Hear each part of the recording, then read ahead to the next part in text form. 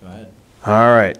So at this point, just to refresh, we've got our organizer. We took about 3 minutes for our organizer. We just drafted an opening which smoothly led into our thesis statement. We should have used up 7 to 8 minutes, so we've still got about 22 minutes left, 22 to 23 minutes left. Now we're ready to go on to our first body paragraph. Now guys, these body paragraphs will not be as long as what we did on a process written paper when you had all kinds of time, all the time you needed to write it. They'll be a little shorter and quicker. All right, this one's in pretty big print, but it's only 4 or 5 sentences long. That's about what we're expecting for a body paragraph here, because you only have about 5 minutes to write each of these body paragraphs. All right, when we draft our body paragraphs, first thing we're going to look at is just structure. We need to begin with a clear topic sentence. Very clearly state the point that you're going to be supporting in this paragraph. Okay? Don't be cute with it. Just come right out, lay it out logically for the reader. Include vivid, specific examples that support the topic sentences. As far as how the ACT grades, the more vivid, the more real you can make these examples. What I try to do is think of, like, what are some really specific examples from the world around me? What are some specific details I can bring in? How much can I bring in to each example? The more vivid and specific you can make it, the better.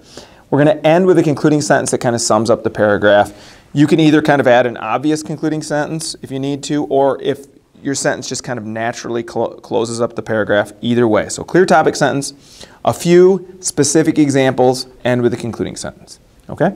All right, let's look at the example body paragraph that they've put forth. Television could be helpful if people would choose quality programs and limit the amount they watch. However, this isn't the case for the majority of viewers.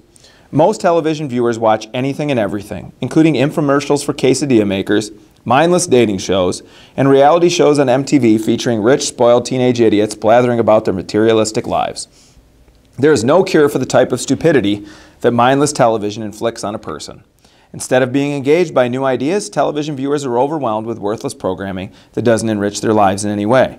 Obviously, this type of television viewing is pointless. Okay, that was a really vivid, powerful paragraph. Let's look at their topic sentence. Television could be helpful if people would choose quality programs and limit the amount they watch. However, this isn't the case for the majority of viewers. The topic of this paragraph is basically the majority of viewers choose garbage. And that's going to be the first argument they make, is that television, maybe it could be helpful, but most people watch a lot of garbage.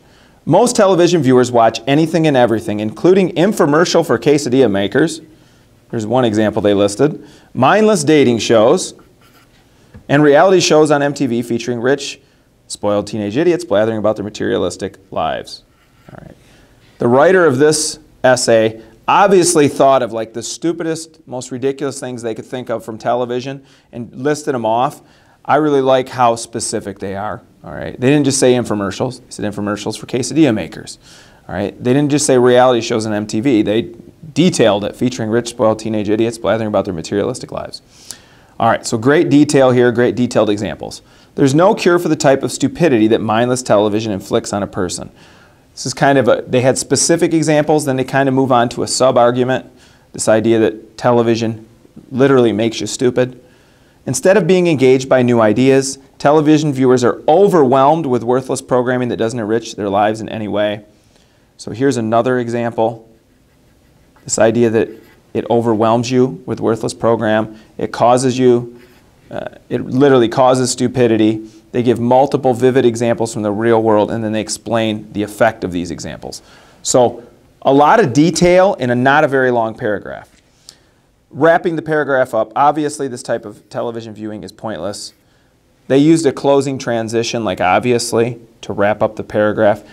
That's fine, okay? The concluding sentence comes back to the topic of the paragraph, wraps it all up in a nice, neat package. So this is a good body paragraph. You want to take about 5 minutes per body paragraph, roughly.